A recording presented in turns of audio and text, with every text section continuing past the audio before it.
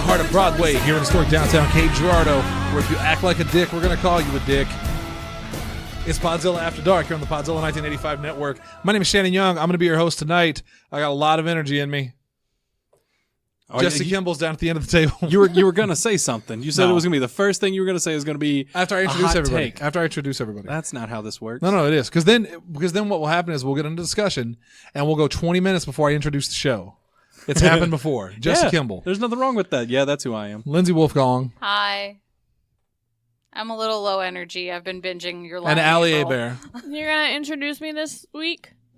That's nice. I appreciate it. Wow. He introduced you last week, too. Someone's acting like a dick. You just weren't here. No, because the week before. That's what I said. Last week he introduced you on the show, and but you weren't here. There was 2 weeks ago when she was on with Dalton. I apparently, I need to go back and listen to it, but I think I forgot to introduce her. Like, I literally skipped her and went to Dalton. Oh. And I need to double check to see if that is. All right, controversial statement that Shannon's going to make to start off the show. We were talking about Aladdin on the pre-show.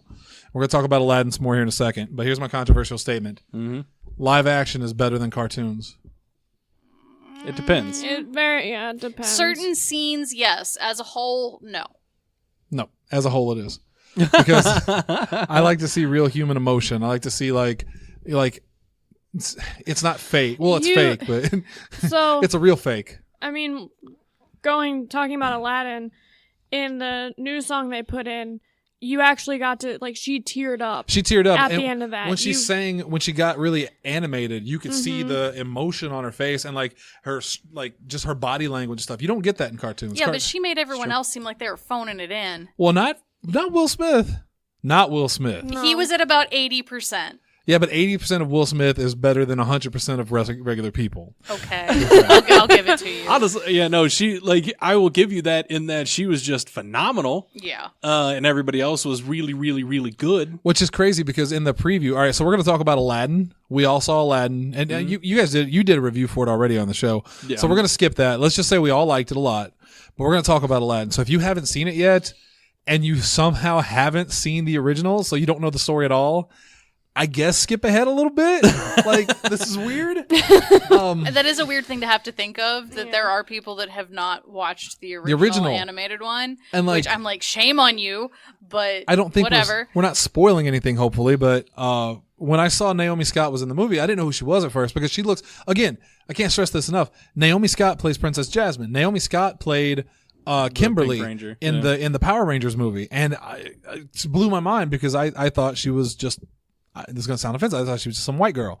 Well, it turns out, no, she is actually of Indian descent, and she was so good, and I didn't know it was her in the trailers. The part where Aladdin says, I thought princesses could go anywhere, and she said, not this princess. I hated that line, and I thought, I'm not going to like her in this film.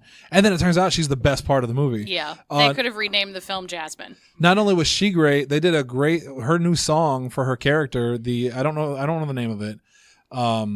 Is it like Speechless or something like that? I think it's just Speechless. Was so good. It was the highlight of the movie, and it was a good movie. Mm-hmm. But to me, it was the highlight of the film. And that song, like, legit gave me goosebumps. Like, it was really good. When she sang it the second time, when like time froze and she was like talking to the ghosts or whatever. I know that sounds weird if you haven't seen the movie. She's like talking to images. Mm-hmm. Are you okay? You're not okay? I will be. Okay. But when she sings that reprise or whatever, yeah, man, I was like, oh. And I had to deal with some shitty kids. Well, Allie had to deal with them more than me because woman sat next to Allie with a baby, and the baby was obnoxious, but whatever. Like, the problem with the baby was it would sing. So we'd be sitting and watching a movie, and it would just be like, which I would take over screaming any day. True, it was better than screaming. So it was like the little hot dog in the Cartoon Network cartoon. What the hell was the name of that song? I don't remember. That show? That was a stupid show. And then another one of her kids was behind. So they split. Which I don't understand is why would you buy like 2 seats in front and 2 seats behind? I'm guessing that's what they had. No, there was pick a different showing. There was the whole front row was empty. The whole front row was open. Go sit your ass down in the front row. So she sat there, and then her other kid was behind, and he was like 7 or 8, probably 6, something like that. And his problem was he would come up and hang on the bars behind us. And hang on the bars and start banging on them and be like, Mom, when's this going to be over? And stuff like that. And I was like, and she would be like, go sit down and be quiet. And I was like, oh my God. The worst I got was when they were trying to get their seats. They like kicked the back of my chair like right behind my head. I'm not going to criticize her too much because I can't imagine what it's like being in a situation where you have kids like that and you're trying to just watch a movie. But it was don't take them in public. Watch movies at home. This is the part of the show where Lindsay reminds you that she's a judge. Mental bitch. Yeah. There you go. Yeah, no, like honestly, if I were in that situation, though, I would get up, I would glare at the mother because she is ruining a theatrical experience, and then find a different seat in the theater. I would have done that, but there were 3 of us. Like, if it was just me, I would have gone out and got like a refill on my soda and then came back and just picked a different seat and been nonchalant. Except the theater was gradually packed before the movie started. Oh, yeah, but there's still, the like you said, the front 3 sections were completely empty. I would have sat down in the front sections. At the before the movie started, there was a row of people that also had kids in the front. Yeah, but they were all of the front to the left, so the front to the right was still completely open. Like, my logic is still sound. Like, it is, I would have found somewhere else. Point is, I got real lucky with my showing. I mean, there were kids there, but everybody was quiet. Like, there were like just a lot of little kids at our showing, and most of the kids were quiet. Yeah. Like, I didn't have a problem with any other kids other than the ones that was directly next to us because, again, they would sing and then the other kid would like bang the whatever. So it was a little frustrating, but it could have been worse. I've been in worse theaters. But it didn't take away my enjoyment of the film because eventually the kid fell asleep in her lap. So that was nice. Oh man. And it was just a really good film. Any worries that I had about Will Smith being Genie were gone. He still looked a little weird when he was in Genie form, but it didn't bother me any. It didn't bother me once we actually started watching the film because he was just really good as Genie. Yeah, and I do like that. You know, what I keep telling people is that he very much was not trying to be Robin Williams. No, he was being Will Smith. Mm-hmm. Yeah, because in much the same way that like Genie and Aladdin was Robin Williams dialed up to 11. Yeah. That's what Genie was in this movie, except it's Will Smith dialed up to 11. I like the little nods they had to the old cartoon, like where he was showing him like a diagram of something, and it was drawing pictures of Genie and the Sultan. The classic Disney drawings. Little stuff like that was really cool. I loved I liked the subplot with Genie and Nassim Petrad. Yes, that was adorable. Known white woman, Nassim Petrad. Oh, she was just a delight. Yeah, I can't believe how many people were upset by her being in the movie. I actually did not know she was in the movie until like the day before I went to see the movie. I saw an article where people were complaining about it, but the article was saying like, no, guys, don't worry. Like, she was very important to the movie. And I'm like, people... A, she's in the movie. B, why are people worried about it? Like, she's awesome. She is awesome. She had my favorite line of the film. I just loved all the awkwardness. Yeah, well, her awkward... I forget what he asked her, but she said, something like, we'll travel together or something. She's like, yeah, when can we leave? Also, I want kids. Yeah. Yeah. She was very, very funny. She was my favorite character in the movie, obviously. I liked the passive aggressiveness also when after she realized, oh, I'm the princess. I'm going to go change into my outfit for every hour of the day. I have to go clean my cat. That was a weird line. That was classic Disney right there. That was thrown in the line for the parents. That was because I looked at everybody like, and I thought, I mean, every single child in there was like, "Oh yeah, the tiger." Yeah, and I thought, like, am I a pervert right now? No, that was funny. So that was fantastic. That was really good. Go see Aladdin if you haven't already. That's worth seeing in theaters for sure. It was a lot of fun. Before we get to the other movie we want to talk about, we should mention let's talk about the movie first. Then we'll mention the motherfucker of the week because we have a good one this week. The other movie I want to talk about real quick, and by real quick I mean for the next several minutes, is Godzilla, King of the Monsters. That was delightful. Saw that movie with Allie Lindsay and Billy Hills. Billy Hills talked us into going to watch it on opening night. That was a much better theater experience because we had the entire row to ourselves. And Billy didn't talk a lot, so he just watched the movie, and I just watched the movie. And yeah, that movie was really, really good. Yeah, my roommate and I went Saturday morning at I think it was like the 9:45 showing. We were 2 of like 8 people that were in that theater. Oh, it worried me. Like straight up. Oh, by the way, this is the part of the show where we're going to do spoilers about Godzilla. So if you haven't seen Godzilla, just skip. You know what? Just skip this show entirely. Because Shannon wants to talk about Godzilla. Come back next week. Next week we're going to have a really good segment where we talk about our favorite cookie recipes. So that's next week. This week we're going to talk about Godzilla. So if you haven't seen King of the Monsters, or at least skip ahead like 20 minutes. I'll try to keep it to under 30. All right. And that'll give us plenty of time to talk about our list for the night. Yes. Our list of 5 albums. That's the list for tonight. 5 albums that you can listen to from start to finish. Yes. Now, is there leniency in that? Like, there's maybe one song that I'm just like, it's okay. Do you skip it? If you can't skip any songs, that makes it super difficult. There's not many albums that are like picture perfect. I mean, especially me. Do you know me? I do know you. You can't even make it through a whole song half the time. I'm aware. Yeah, because it's riding in the car with Shannon when he's got control of the radio. So I think they need to be a little bit more lenient on me on that one. But anyway. At one point in time, you have to have listened to it the whole way through. Yes. I can do that. Godzilla. Yes. Go Godzilla. Go Godzilla. History shows again and again. That song, one thing I didn't know about it, and I found out last night, because I was curious if you've heard the Godzilla remix that they have at the end of the film from the old Blue Oyster Cult song, Godzilla. And it's done by Serge, what's his last name? System of a Down? Yeah. Serge Tankian? Yeah. Did you not know he was the singer on that? I did not. Yeah.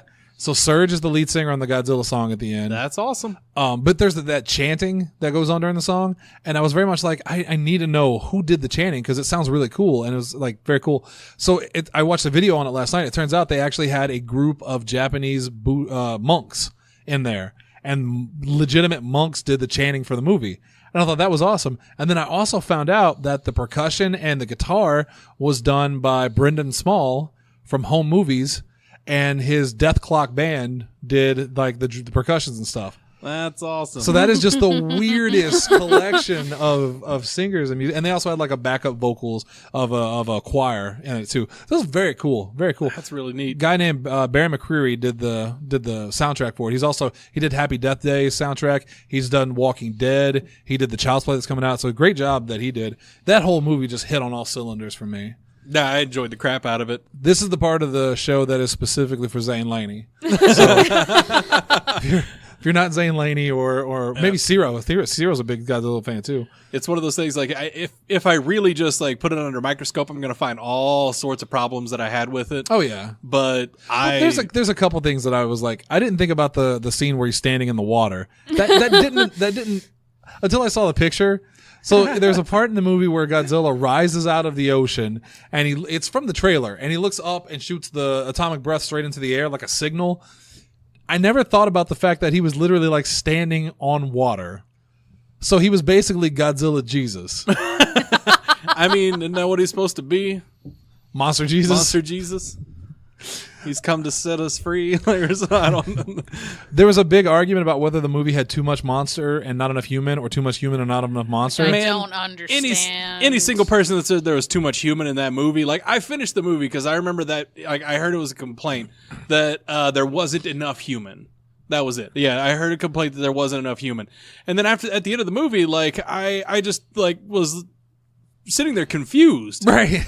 Like, hold on. Not enough? Have you ever seen a Japanese Godzilla film? Yeah, I was about to say, if you want more human in your Godzilla movie, watch Shin Godzilla. Jeez. It's people going from one conference room to another.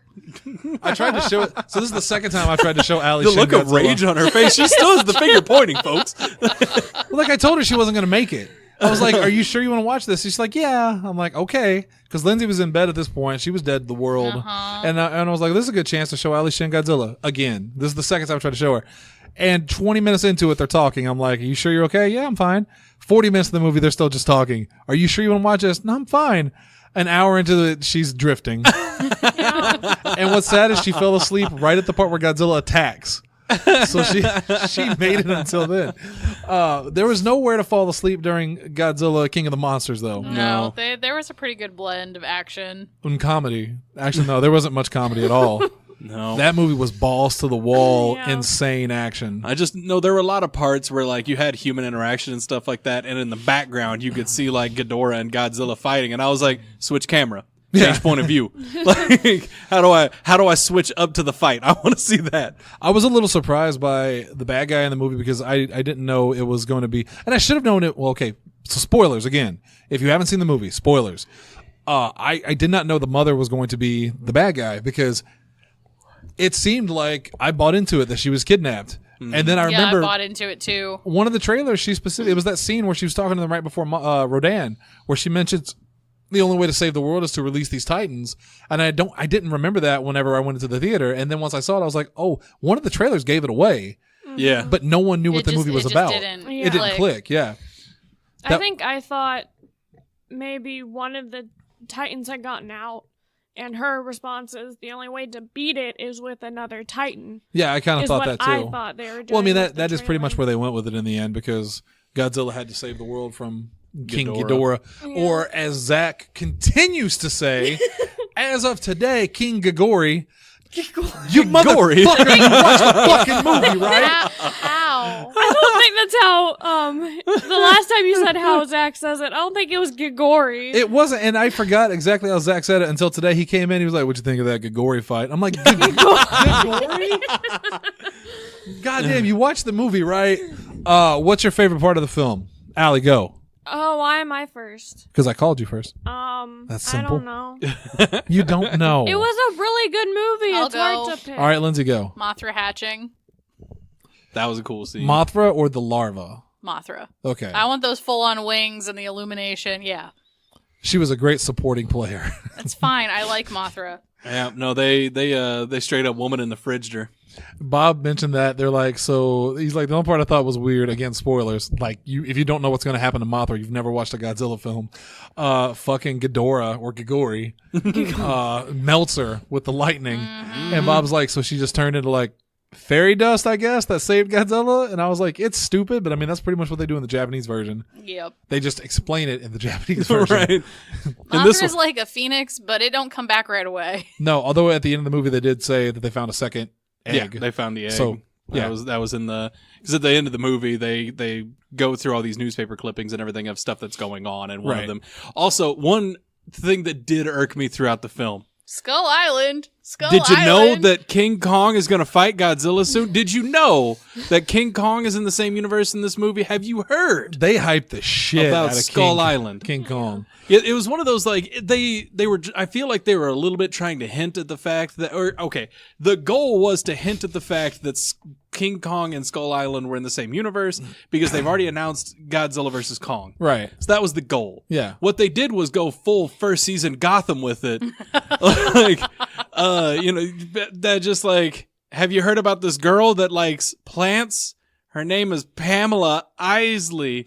She's likes green, and maybe she likes poisonous plants. Like, that's how it felt watching Godzilla every time they brought up Skull Island or King Kong. Which at least was mostly the end. The entire end credits might have just have been a preview for Skull Island. And I mean, through the movie too, when they were talking, like, every single time they brought up like non-Godzilla Titans, yeah, Kong was mentioned. So to me, King Kong is basically Poochie. When King Kong's not on the screen, the characters need to be talking about, where's King Kong? Where's Skull Island? Which, honestly, I did think it was weird that if we're going to have every single Titan, doing stuff, where was King Kong? Well, Kong's not a Titan, though, is he? That's the way they're playing it. See, I thought Kong was something different, but... I mean, he's not supposed to be a Titan. Right, because he was just... Yeah, because... Well, shit, now you got me wondering. Yeah, where was Kong? He didn't get his monkey ass over the... He was hanging out on Skull Island. Maybe he was just bashing Skull Island, but no one knew it because there's nothing there. Well, he's have you watched... just taking trees, hitting against other trees, looking around going like, anybody? Have you watched the Skull Island movie? It's good. Yeah, no, I enjoyed the crap out of the movie. Like, my irk with this film has nothing to do with like me disliking King Kong or anything. Yeah. I liked that movie quite a bit. It's going to be way better than the original King Kong versus Godzilla. Yes. Which was a goddamn atrocity because I had it on VHS. My parents bought it for me and I watched it all the time. And I was always pissed that Godzilla lost. So now everybody's like, well, do you think Godzilla's going to lose this one? Like, I don't think they're going to fight, but there will be a third monster that they have to fight. You're going to get the old bait and switch. Mm-hmm. Yeah, there's going to be a common foe. Yeah. Which, bet you anything, Mecha Ghidorah. Yeah, Mecha Gigori. Mecha Gigori. Yeah, no, I bet you any amount of money Mecha Ghidorah is coming back. So they kill Ghidorah, and then Godzilla and King Kong just kind of fist bump. We get old school Godzilla where he's giving peace signs and... Yes. Jesse, what with that? What was your favorite part of the film? Oh man, I had a couple. Start thinking. I have an answer now. So one of my favorite parts, it was actually in the trailer. Like most of the scenes that Rodan was in, were just incredible. Like whenever he's flying over the city, and it's one of those things you don't really think about, especially from the classic Godzilla movies. What does happen when a several hundred tons of creature is flying at sonic speeds close to the ground? It destroys that city. So he's taking my answer. What was your answer? That Rodan flying over the city. Well, that was my answer too, so fuck. Because, well, my reason is because it reminded me of Pompeii. Okay, because there's the volcano and like the destruction of people that it touched. And just how all the buildings crumble, because you can actually watch someone like made a video that kind of showed time lapse of how Pompeii looked. Yeah. Through that, and it reminded me a lot of that. My favorite part about the Rodan thing was just it was the most realistic monster attack, because like when Ghidorah woke up and he's like breaking all the ice, because that was a badass part too. Yeah. Like when Ghidorah woke up and attacked everything, that was really cool. But there was something realistic about like them evacuating the city and people trampling each other to try to get away. And then you hear that screech and everyone just stops like, time's up. And it sure was. And then watching Rodan fly around with like the ships and everything else, like eventually just doing a barrel roll and clearing them all out. It was crazy to think that Rodan was probably my favorite monster of the movie when he's such a low tier monster. Like he's not as bad as like the giant crab monster or whatever, but Rodan has always just been like a kind of a bitch monster. Yeah, he's the B tier that Godzilla slaps down real quick before the actual threat shows up. Which, to be fair, he did in the end too. Like whenever Rodan everyone's bowing to Godzilla and Rodan really bowed because Godzilla looked at him like, I remember that shit. I know what you did. Rodan, not only did he bow, he fucking curtsied it. He put some stank on it. But I will say my other favorite scene, just in how it looked, was when Ghidorah bit the power plant. Yeah. Holy shit, the lightning and everything. Oh my God, that was cool. I think my favorite image of the film, if not that, because that was super awesome, the part where he wins and he's standing on the volcano and you see the cross in the foreground. Yeah. That was just an amazing scene. The symbolism that like he was basically the devil kind of in hell and Godzilla is supposed to be like the savior. It got pretty deep, you know? Yeah, I mean, that was just like the cinematography. You don't expect great cinematography out of a Godzilla film, but, you know, here we are. I love it whenever they make the monsters feel big. Like whenever they have the view from ground level and you're looking up at the monsters. I hate when they present the monsters, because the old Godzilla movies would do it a lot, especially when they fought another monster. You would have that wide angle, the zoomed out angle where they're just against each other in like a forest, and it just looks like two people in suits fighting. Whereas this movie, they did a very good job of creating a scale for the monsters where they felt massive. big. Yeah. And I mean, the first time that you see like Godzilla running at Ghidorah, like holy fuck, because that was in the trailer too. Yeah. Because it's just kind of like a silhouette a little bit that you see, and like that looks just cool as shit. Yeah, they've done a really good job with making Godzilla. Maybe a little too much at the end. There was a part of me that if I had to complain about the movie at all, it was the end felt kind of hokey with the whole like everyone bows to Godzilla literally, and then the newspaper clippings that's like Godzilla leads monsters away from cities. Godzilla creates a new boys club, and the monsters are helping run it. Monsters repaint local park. Like I refuse to believe that Godzilla had so much power over these monsters that like the monsters are now like theme parks. That part kind of bugged me. Like I still like Godzilla better as a bad guy, and at this he's very much like the champion of the people. He likes humans. Yeah, at the very least I like it when Godzilla, the best way I can describe it is you to an ant would be Godzilla to us. Like Godzilla doesn't kill us, not because he doesn't want to, but just because we are so insignificant to him. Yeah, he literally does not care. And there are parts of the movie where they kind of hint at that, where like they said, well, Godzilla's on our side, and they're like, yeah, for now. Or the part where they're underwater and Godzilla's getting closer and closer, like in a threatening manner, and they're like, lower the shield, let him know we're not a threat. That just shows you that Godzilla's not really a good guy.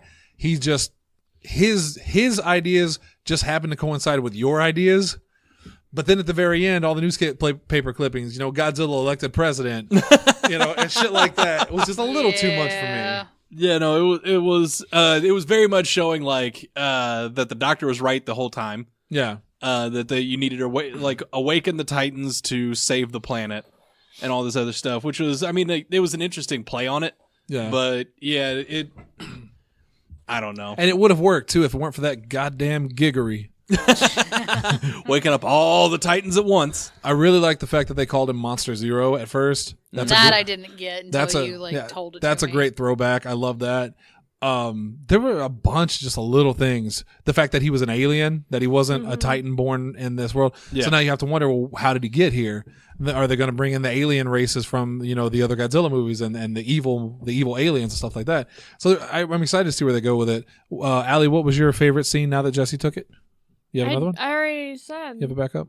Was it King Kagori? I mean, please stop saying that. You're gonna make me say it like accidentally, or I'm gonna combine them. King Ghidorah. Wait a minute. Say King Gregory. That's his name now. King Gregory. I'm gonna stick with my answer, even though Jesse took it. I mean, in complete fairness, he gave you the chance to take it first. That's true. What, what about the part at the end where Godzilla takes Ghidorah's head and he's like puts it up like a mask and breathes the atomic breath through his mouth? Yeah. that was horrifying and awesome. He just disintegrated that head. Yeah. Through it. Yeah. God, Godzilla don't play games. Yeah. Godzilla just charges your ass. The sound was great. The visuals were great.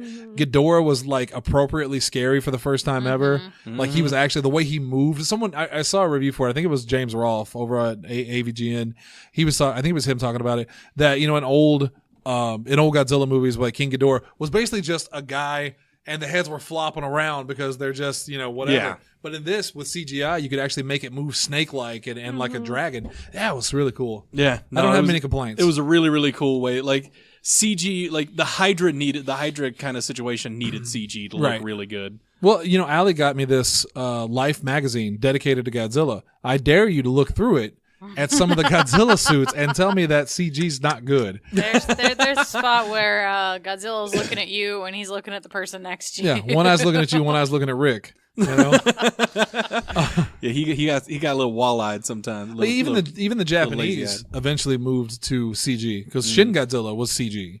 It was, I think it was mocapped maybe, but it was still a CG monster. It was not a guy in a suit. Right. So I mean, that's just Godzilla kind of works better that way. I love miniatures and shit. Don't get me wrong. Like, that was really cool. But a CG Godzilla, especially now, works very, very well. So. Yeah, no, I mean, now that the CG has caught up, like, because in the 90s, the CG wasn't quite there yet. We all remember 98 Godzilla.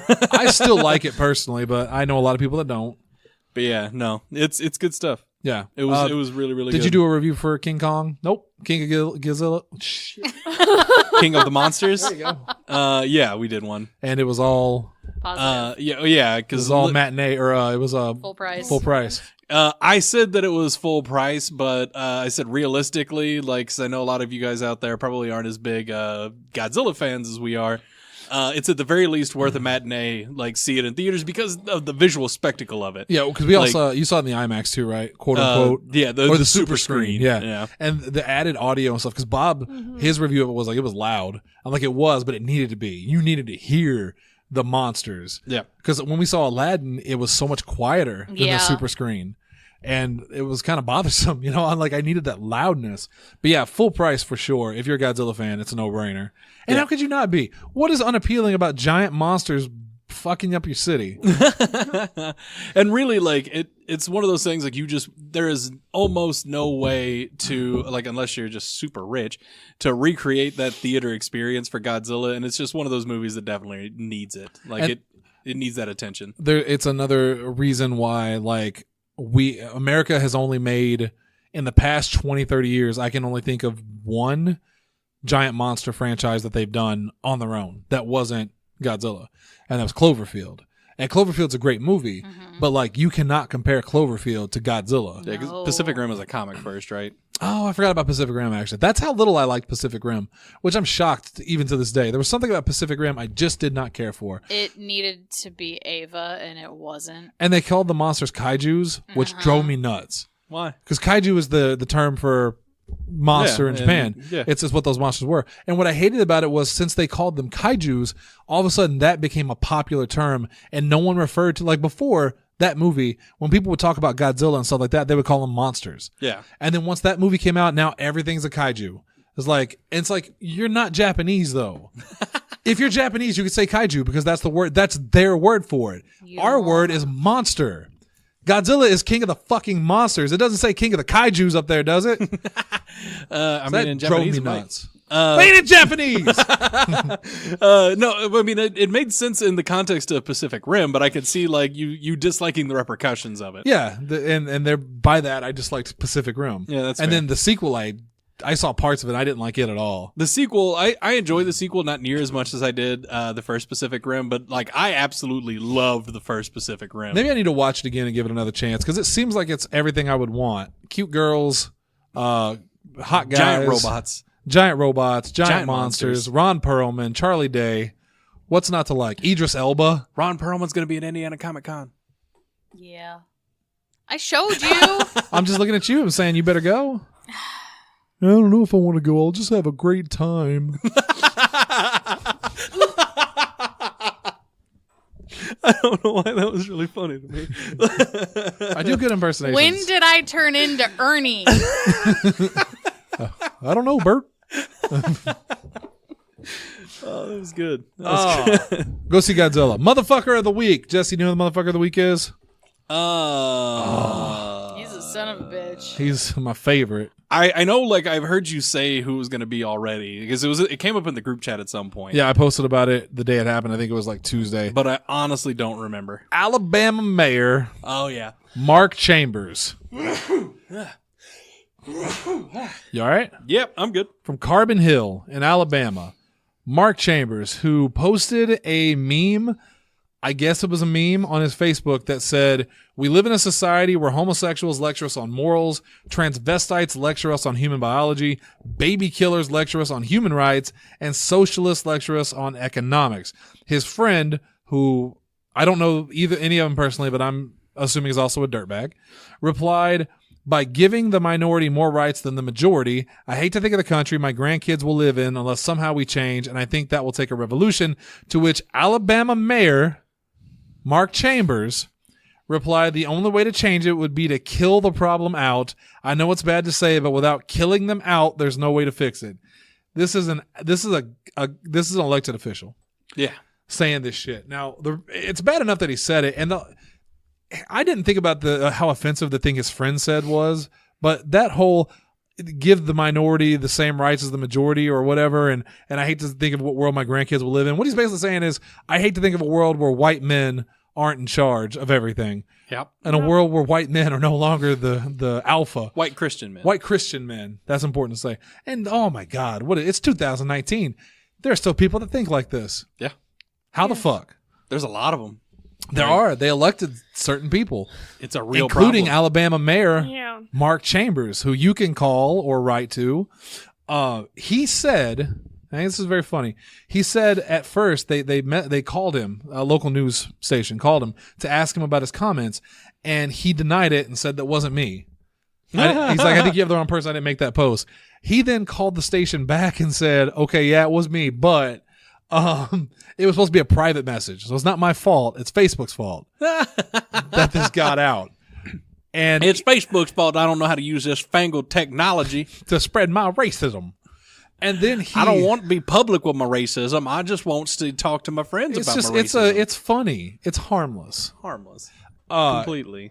Yeah, and then he said his words were taken out of context, that he was just talking about if there was a revolution, the people would get killed or something. The problem would get killed out. Here's the biggest problem is, as of right now, he is still an Alabama mayor. That is probably the least surprising thing you've said about this. My favorite. Oh no, do I still have the story pulled up? He has a quote. It may be my favorite quote about it. He did apologize on his Facebook. He deleted the post and he apologized because of course he did. He also said, "I never said anything about killing gays or anything like that." You kind of did. You kind of did. Oh, they don't have the quote on here. But he basically said, they don't have the quote, but he said there's only one person in the town who doesn't like him, and that he doesn't have a problem with anyone else. Why would you offer up that little tidbit? Like, yeah, no, it's all fine. I mean, there's one guy that doesn't like me. Who cares? In the context of what you just said, who the fuck cares? Yeah. Because now there's several million people that don't like you. Oh, my God. And I want to hear the defense of this. I would love to hear the Republican defense. I don't even know if he's a Republican. I'm assuming. If he's a Democrat, I apologize. He was democratically elected in the state of Alabama. If he's from Alabama and he's talking about this, I'm pretty sure he's a conservative. I want to hear the conservatives defend it. Tell me why what he said isn't wrong. Please. Fucking justify it to me. That's all I want. We tiptoe around Donald Trump. I need you to justify this one to me and tell me how it's not wrong what he said. I need you to. So please, message me. Get a hold of me. So that's your motherfucker of the He's week. not actually racist at Podzilla1985.com. Use that email will work. I will receive an email. Or if you want, you could address. also use I ain't got no learning at Podzilla1985.com. That'll work too. Or you just hit us up on Facebook. Morally bankrupt. Podzilla1985. Podzilla1985.com. There's a lot of options you could pick. I'm a fucking moron at Podzilla1985.com. Just let me know. All right. Now for the first time ever, we're reversing it too. Instead of a motherfucker of the week, we also have a I don't know what's a good champion of the week. Champion of the week. Because Allie. I actually thought about this too. I wonder if it's the same person. First off, Allie, probably not. Who's the champion of the week? Is it the person that adopted Toby? Which one's Toby? Is that the droopy kitty? Yes. That was adorable. That was sweet, but no, Jesse, who is it? Oh, it's going to be different than yours. What's yours? All right, mine is whoever. Say it at the same. Do you know the name? Is it a name? No. Oh, okay, never mind. Because I don't know the name. You go first. Okay, so I don't know if you guys have seen here in the city of Cape Girardeau, the home of Podzilla 1985, down in historic downtown Cape Girardeau, there's a new statue. So I was, for part of my job, I was driving by it and I see this new statue up here. It's very clearly a Civil War era statue. And I'm like, oh joy. Here comes the controversy. Yeah. I was like, got a new Confederate statue up. I'll bet you. So I walk up to it and I am shocked to see that this is a statue that is honoring black soldiers that served the Union Army in the Civil War. Yeah. That's pretty neat. So whoever's decision that was, you are the champion of the week, in my opinion, anyway. You think they were a Democrat? Not many of those elected in Cape.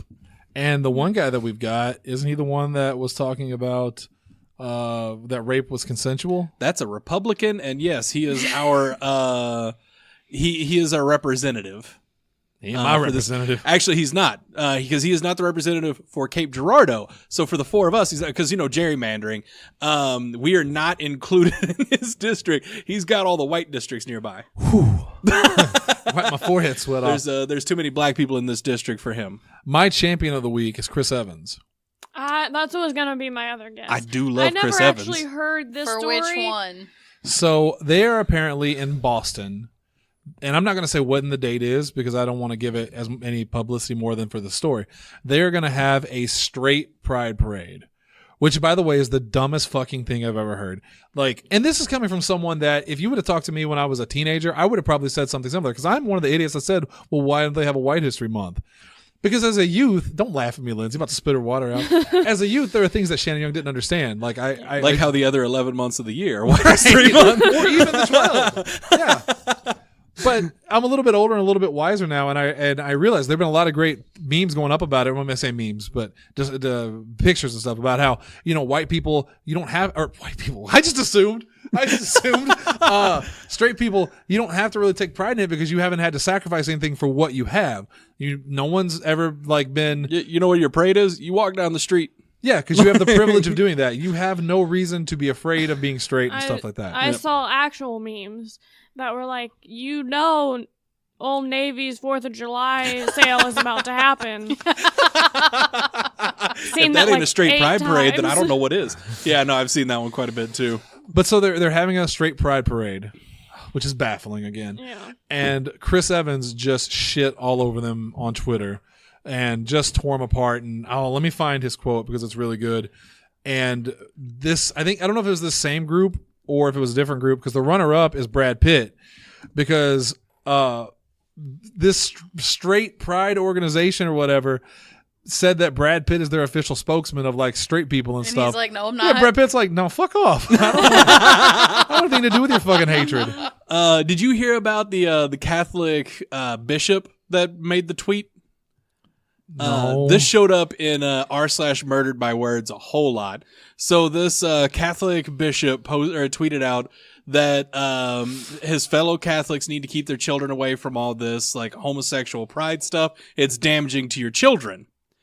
Which nobody here at this table, I think, misses the irony of a Catholic priest talking about endangering children. Your children. And boy, the backlash from that is hilarious because read. It damages their soul, and that's for eternity. Their buttholes will heal.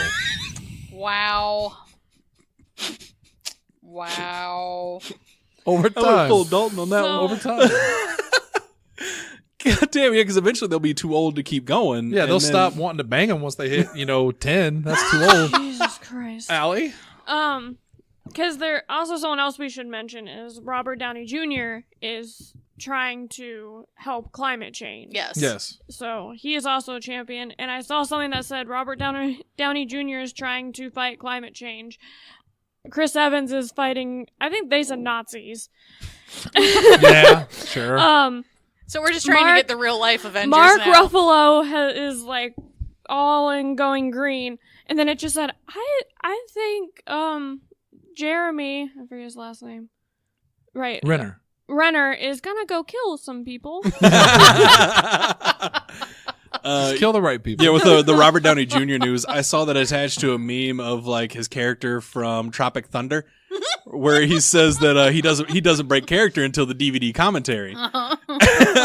And so, yeah, when it has him like Robert Downey Jr. on stage talking about using artificial intelligence and robots to make the world a better place. So Chris Evans' tweet that he sent out was, "Wow, cool initiative, fellas. Just a thought. Instead of straight pride parade, how about this? The desperately trying to bury our own gay thoughts by being homophobic because no one taught us how to access our emotions as children's parade. What do you think? 2 on the nose?" Chris Evans is my hero. Yeah, so that was a shit show. Fucking people today. All right, so we got about 17 minutes left, which is plenty of time for this list. We have a list of 5 albums that you can listen to start to finish, right? That was the list is? Yeah. Without skipping a song. God damn it. Or if you're me, without skipping too much. So are we going to just do all 5 apiece, or are we going to go around the table? Yeah, let's go around the table. All right. So we'll start with Jesse Kimball. Why? You've got a nice little and you got a nice little notebook. I do have a nice little notebook here. Note it up. All right, I'll try not to steal one of Shannon's immediately. I'll start with Alex Clare, The Lateness of the Hour. Seriously? There's absolutely no way. Zero chance. I don't know who or what that is. We both know which one you're talking about for me. Yeah, no, there's it's a 2 very of them. recent album. There's 2 of them that I know that I would steal from you or could steal from you. All right, so say that album again. Alex Clare, The Lateness of the Hour. I also want to, here's the rules. You have to say the album and then say your favorite song from it. My favorite song from it is probably Too Close. I know that one. Yeah, Dancing Too Close. Nope. Yeah. It was he was actually on an Internet Explorer commercial a long time ago, which is unfortunate, but the song is great. But yeah, no, that whole album I can listen to it start to finish easily. I actually do that still fairly regularly because the whole album is just great. Okay. Lindsay? I'm gonna go with. Thought you had a list. I do. It's in my head. I was just deciding which one I was gonna go with first. Well, with Green Day's American Idiot. That's a good one. It's good. And it's really, really hard to pick a favorite off of that one. But I guess I'll go with Extraordinary Girl. If you would have said Boulevard of Broken Dreams, no. It would have been a podcast of broken bones. Great song, but just... But I really like St. Jimmy. I really like Jesus of Suburbia. I like Jesus of Suburbia. Yeah, no, that whole album is fantastic. That's a good choice. That was my printmaking studio album. It's fair. All right, I'm going to start with one that you're not going to think that I would say. Well, you might think I say, but it might not be on my list. Evanescence, Fallen. That's a good album. That I listened to that album over. I love that album so much that like when I was dating Vina, I like made her listen to it because that's the album that has "Wake Me Up Inside," right? Yeah. Because I downloaded that album. Totes Legally, guys. Totes Legally. Downloaded that album. That was the name of the website song. that he downloaded it from. Was Totes Legally. It was a notorious file sharing website. I downloaded it for that song, and I ended up just really enjoying that album. Yeah, and that's an album that legitimately, like, there's not a song on that I would skip because I love every song on that album. I was pretty big into Evanescence at the time. Amy Lee I thought was really incredible. I love Ben Moody as a guitarist. My favorite song on that would probably be Everybody's Fool. Because even though the Wake Me Up Inside is one everyone knows, and My Immortal is incredibly good. The band version, I like the band version, which I don't think is actually on the album, so it's disqualified. Because isn't that on a soundtrack? It's on a soundtrack or a single or something. But Everybody's Fool is my favorite song on that album. It's just a great album. It's a shame they never made any more. Did you ever hear Amy Lee's album she did with Korn? No. That turned out really good. Did she do one with Korn? Yeah. That's weird. It turned out great. Ben Moody left the band right after Fallen because I actually was going to go to a concert with Evanescence, Breaking Benjamin, and I think Seether or Finger 11. And we were going to go to this concert. It was going to be in like Carbondale, and they canceled the concert because I think Evanescence like pulled out. And apparently it's because Ben Moody left the band. And it was this huge mess up, and I was always pissed off about that because I've only been to one concert in my life, and I wanted that to be the second. For the record, I'm 36, and I've still only been to one concert in my life. I'm going to drag you to a Coheed and it concert was sometime. Styx and Kansas and John Waite. Next time it's close, I'm dragging you to a Coheed concert. Like, I will drug you and put you in my car. One of my biggest regrets was not going to the Yellow Card. There was Yellow Card and Motion City Soundtrack that both retired the same year. I really regret not going to their last shows. Anyway, Allie. The one I'm going to go with first is Hands Like House's Ground Dweller. And my favorite song off that album is The Definition of Not Leaving. I like that song. Which is basically a Where the Wild Things Are song. That is a band that Allie introduced me to. So the only reason I know them is because of her. And I have 2 or 3 of their songs, if I think from that album, on my Spotify and that playlist. One and their one after that. Have you ever heard of Hands Like Houses? Nope. They're not. I don't know a lot of people that know them. It's a really good song. It's really good. But yeah, I mean, like, it might be one of those things, like, if I heard a song, like, I thought Allie was going to do the thing where she puts the phone up to the mic and goes, oh, here's the song, but then we get sued. So, Jesse. All right, my next one, try to get another one to Shannon will steal. Daft Punk Discovery. That was their second studio album. They had actually had an anime that went along with it. Like, if you watch, like, as I'm sure you've seen, I think everybody at this table probably at some point has seen the music video for One More Time. I probably haven't. I just don't know it. All right. I mean, it's an anime style music video to One More Time, and blue people.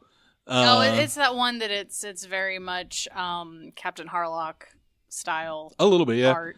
And it's, I mean, like, they have the anime released, and it's not like, it's literally just the album. There's no extra words or anything to it. The anime is called Interstellar 4-5. It's how you say it. It's just 5-5-5-5, like 4 5s. You can watch, like, the entire thing is on YouTube. You'll have to just find all the songs and then put them in a playlist and watch it that way. It's a little annoying that it skips between songs, but it's awesome. And like, I could already listen to that album from beginning to end. After watching that, I could, like, it just added more to it because it gave, like, a lot of the songs a little bit more weight. It was really, really good. I'm looking at you, bitch. That's because you're going to scoff at me on my next one. Jim and the Holograms. No. Garfield. No. It's not a cartoon. Eiffel. No. Barbie Girl. No. Do we have time for you to keep guessing? No. It's Simple Plan, no pads, no helmets, just God balls. Damn it. Hey, Dad. Look at me. I like that album. Shut up. I did too. I love Simple Plan. I couldn't stand Simple Plan. Really? Homeboy, like, it was really impressive that dude figured out how to sing out of his nose. Like, I'll give you that. Nasally as hell. He took notes from Tom DeLonge. I knew she was going to do it because she's a petty bitch. Yeah, well, I'm going to go in with Worst Day Ever is my favorite song off of it. Like, I had a lot of friends that were really into Simple Plan. I like Simple Plan. My sister was really into Simple Plan. I could not stand it. It's like, it doesn't help that at the time, you know, I was super into like Disturbed and Korn and System of a Down. You were in the hard stuff. So you're listening to the doo-doo-doo-doo-doo, and then you hear, "Hey, Dad." Yeah, no, I was in my emo punk stage. So. Yeah, like everybody was calling Simple Plan punk, and that was the only song I ever heard. I was like, "Are you guys fucking kidding me right now?" You thought everybody was like you were in the Truman Show. Everyone's pranking you. Like, I feel like I'm taking crazy pills over here. My next one I'm going to go with is from the same era. So while you were listening to Simple Plan, I was over in Rapland. Bone Thugs and Harmony, East 1999 Eternal. That's good shit. Is just probably my favorite rap album of all time. And I love a lot of their newer music because it's way more mellow. But that particular album from start to finish was just incredible. You can't play it for people, though. Like, Allie and I went to St. Louis, and I put the entire album on. And as we're listening to it, I'm going like, this is not for her. You had to grow up in this era. But their newer music, you keep playing it, and I know the songs, and you go, you know this song? Well, that's their newer music, though, because I'm not saying that they were not mainstream at the time, because Crossroads is one of the biggest hits of all time. Yeah. But their newer music is way more poppy than the original. The original was like straight up. It was a very harmony rap. Yeah. And favorite song from that album would probably be, I know Crossroads is the easy answer, but I want to say East 1999. That's just a fantastic song. I love the video too. Allie. Okay. Petty bitch. The next album I'm going with is State Champs, The Finer Things. And my favorite song is Deadly Conversation. I only know very little about State Champs. I know Mandy likes them too, because every time I have a song on, she's like, oh yeah, baby, I want it. And it's just more Simple Plan. No, my leg hurts. Anyway, what was your favorite song on it? I said Deadly Conversation. I know. I wanted to reiterate. Okay. You can think of it. Okay. Don't Jesse, hit the microphone. I gave you 2 opportunities to take it. Son of a bitch, don't do this to me. Coheed and Cambria, Unheavenly Creatures. No! I gave you 2 chances. That's all right. There's like 8 more albums I could pick. That's really true, because I really do, like, there's at least 4 Coheed albums that I could listen to from start to finish. Yeah. No problems. Unheavenly Creatures just really did become my favorite. Yeah, it's that good. I even went back and re-listened to every other one of the albums a couple times through just to see if, like, recency bias. Yeah. But even after that, like, Unheavenly Creatures, I still like it had more. to grow on me a little bit, though, because there were a couple songs that I didn't like at first as much because they weren't as catchy, like Toys and Queen of the Dark, stuff like that. But when I went back and I would listen to it just start to finish, I really grew to love those songs, especially. Yeah. Like The Pavilion and Nighttime God, Walkers. I love The Pavilion. Those were 2 songs I skipped because I didn't like them at first, and now they're like my 2 favorite songs on the album. Yeah, The Pavilion is phenomenal. That's just a good back-to-back song. And then The Gutter right after that. Like what a stretch. Yeah, I don't know. I honestly, like, picking a favorite song in there is real hard, so I'm just going to go easy and say Unheavenly Creatures. Because it's a great song, but I'm going to break precedent. I'm also going to pick a favorite song from that album. And it would have to be Old Flames. I love that song. That song is phenomenal, too. Such a good album. Lindsay. I'm going to go with something newer and blow your mind. Taylor Swift. No. Oh. Weezer's Teal album. It's all covers, but I love it. That still counts. Yeah, it counts. Yeah. Yeah. What's your favorite song on there? Probably Sweet Dreams, but I'm very entertained by their take on No Scrubs. The No Scrubs was that was fantastic. I enjoyed that quite a bit. Yeah. So as much as I really want to put a Taylor Swift album on there because I'm a big fan, I can't lie and say that I love every single song on every one of her albums. Because even 1989 is probably my favorite album by her, but there's at least still a couple. There's at least one song that I'm just like, it's okay. So I'm gonna go with 1,000 Suns by Linkin Park. That was the other one I was gonna steal from. Was it really? Yep. Because I love that album, and it's crazy to me that it's not a more popular album. There was a couple songs there that were really popular. Because I mean, like, that one came right after that was their album after Meteora. Yeah, and it was just a completely different style. And it was a few years since they had done Meteora before they did 1,000 Suns, and it was everybody was waiting on Linkin Park angst, but they wanted to do something different, and they did. Like, this album is very, very different. There's so much different stuff on it. It's hard to pick a favorite song because I love Wretches and Kings, and Waiting for the End is probably my favorite. But I think I'm gonna go with Blackout. Because it's really just in your face and hard. That's actually almost a little bit classic Linkin Park in there. One of the few songs in there. And Iridescent also really good. It's just a good album. And since you did it to me with Coheed, Wretches and Kings is my favorite song on that album. Such a good album. Can't say good nothing. Allie. Since he went with the Coheed album, I'm gonna go with the album that came out like at the same time. The same day. Which is 21 Pilots Trench. And for me, this is the album it's hard to pick a favorite. I'm like looking at the list going, okay, it could be Levitate, could be Chlorine, Nico and the Niners, but I'm probably going to go with Bandito. I really like that song. That's a good album. Yeah. It's just a shame it came out the same day as Unheavenly Creatures. Because it was not going to get any attention from either of us. No, because it's a great album. Like, I legitimately like it, but like, I can't put it over Coheed. My blackness won't let me. Wait, what? You know? Jesse Kimball, back up. His inner blackness. His inner blackness. Okay. Similar to Coheed, Linkin Park does have quite a few phenomenal albums. So instead of 1,000 Suns, I'm going to say Hybrid Theory. Which is just like that was my introduction to Linkin Park was when they were Hybrid Theory, and but either way, like that album is just great. Like it was one of the first CDs I ever owned, like actually owned when I was a kid, and there's a ton of great songs on there. Like this is definitely one that I still occasionally will listen to front to finish. But I don't think Linkin Park's ever put out a CD I didn't enjoy. No, like I've at least enjoyed every one. Like I've liked some less than others, but in the end is obviously the easy answer. Crawling is really good too. Is that the one that had My December in it? No, My December was on their EP, and then they re-released it in Reanimation. Yes, that's right. I like that song a lot. Oh, I love that song. It was really good. Anyway, I don't know. One Step Closer, maybe. I like One Step Closer a lot. I'm one step every day I come to work. I think I'm one step closer to the edge. I'm about to break. So I'm gonna go with One Step Closer for that album. It's a great album. Lindsay. Ace of Base, The Sign. That's the one I was trying to think of earlier. Ace of Base. I knew she was gonna put Ace of Base. It is my first like non-Little Kitty album that I ever liked from beginning to end. As far as that goes, I'm going with Don't Turn Around. Was my favorite song on it. I did re-listen to this album today to make sure that I still liked all of it. And my God, they all have the same freaking beat. like every single song has the same beat to it. That's just. But I still really like it. Continuity. Yeah, is what we'll call it. I'm also gonna do Coheed and Cambria. So Jesse did Coheed and Cambria. I would have said Unheavenly Creatures, but since Jesse picked that one, this is a hard one because I really love all their albums too. But the one that introduced me to them, and I still think is probably their best album to date, in Keeping the Secrets of Silent Earth 3. That album just blew me out of the water. Didn't one of the song videos play at Stephen Barry's, and that's what... Oh, no, I heard this before even Stephen Barry's, because me and Bob used to ride around. Me, Bob, and Chad rode around, and they were like, have you heard this song? This girl sings it. Oh, and it was, it was Blood Red Summer.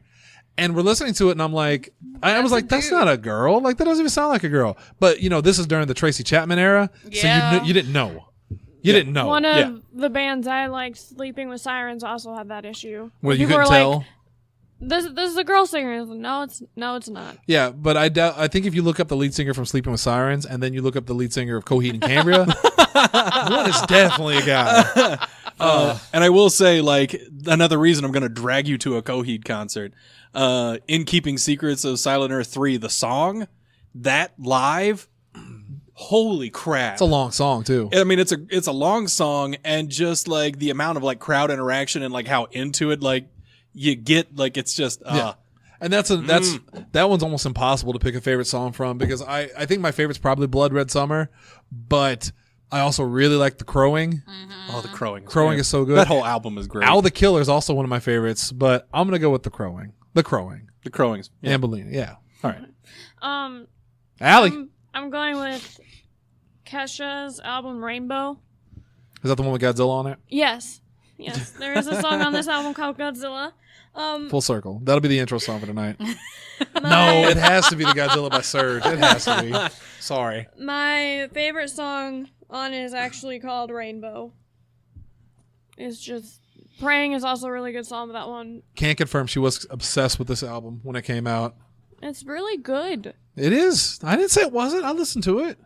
I like Kesha. I like Kesha before you did. I liked her when she was still a dirty gutter girl.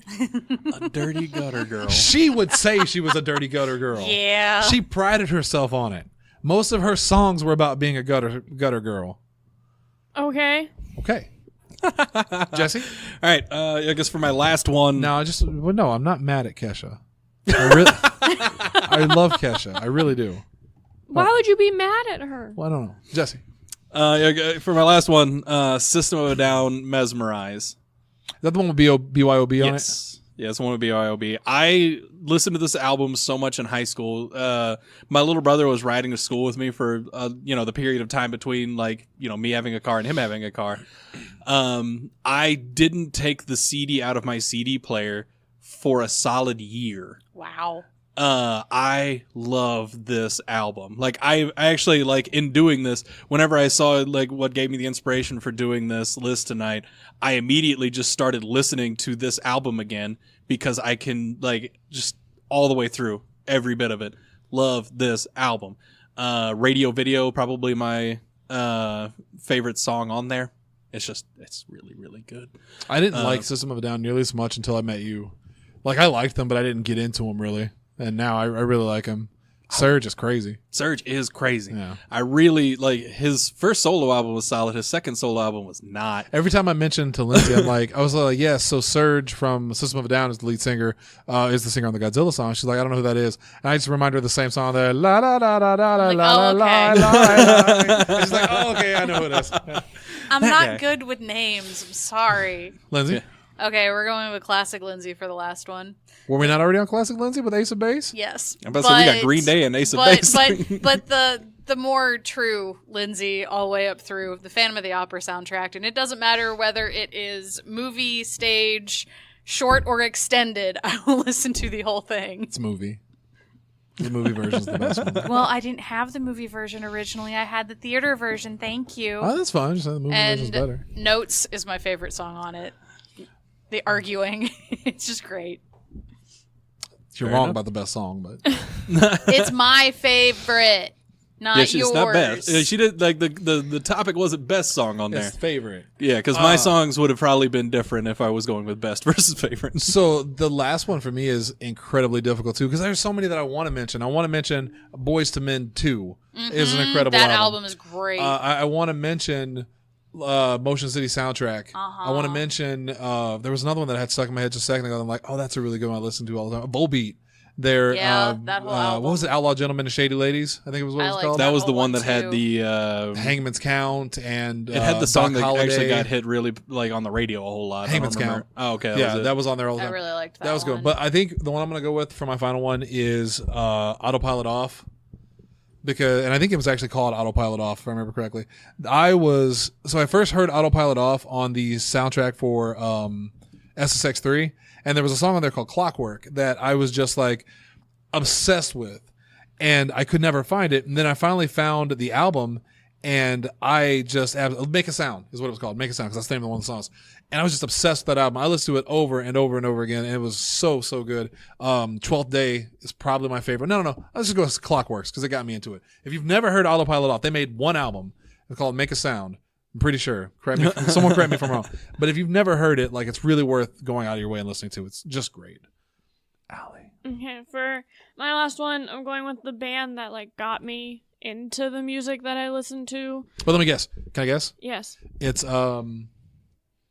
Day to Remember? No. Okay, well, but I get two did guesses. think about I get two guesses. that band. It's oh God, I know who it is and I can't think of it. Because they're guys. Yes. And you've told me. Yeah. See, now this is your key opportunity to make the Jonas Brothers joke, and you missed it. I mean, to be fair, I did listen to that album all the way through. It could have been on this list. I thought about it. I'm pretty sure these are the guys that you have on Twitter. And Probably. Oh God damn Taking it! Back Sunday? That's gonna Plain White Tees. This is gonna piss me off so much because they're I'm just gonna throw out random ass pop punk. They had a video where there's zombies. Yes. God damn it!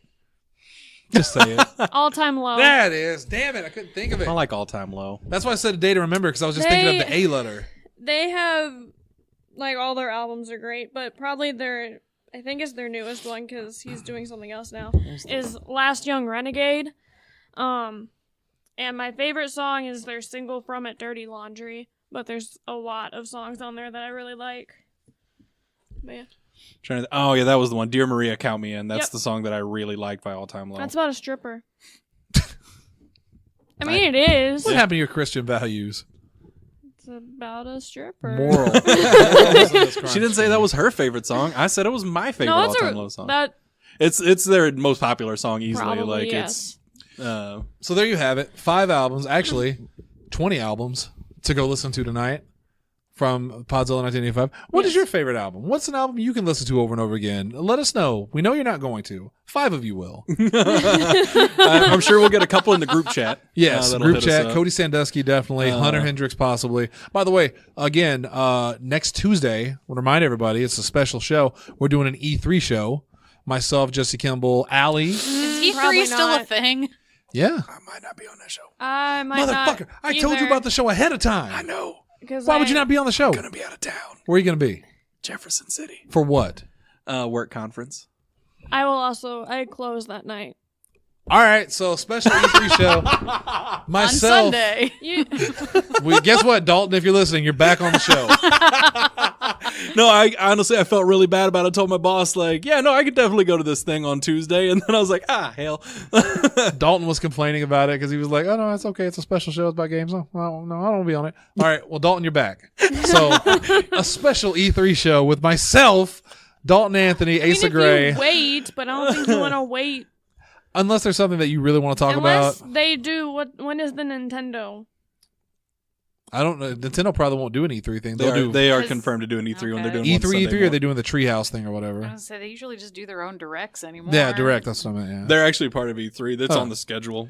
Because Asa read it out on Tuesday. Is the only reason I know. If there is stuff to talk about with Nintendo, I will be able to talk. But other than that, so probably not then. So let's just say it's going to be me, Dalton, Asa.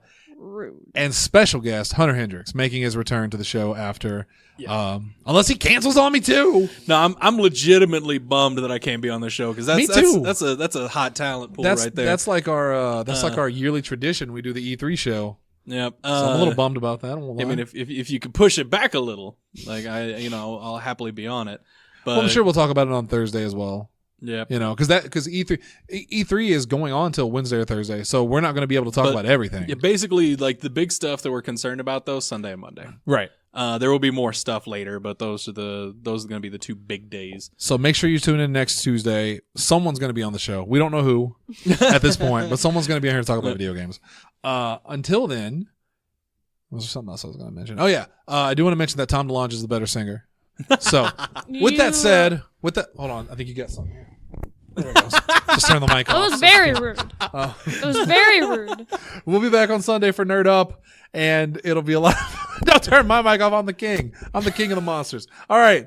Patreon.com/Podzilla1985 if for any reason at all you want to support this insanity. Facebook.com/Podzilla1985 if you want to interact with us.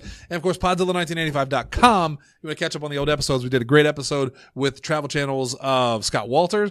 That was really good with me and Tanner. I had the new Hype Train 2 days ago. And of course, we did PW last night. It was a lot of fun. So a lot of good content this week. Make sure you go check that out. Until Sunday, have a good weekend. Play Gloria. Doing the jack off motion. They're not.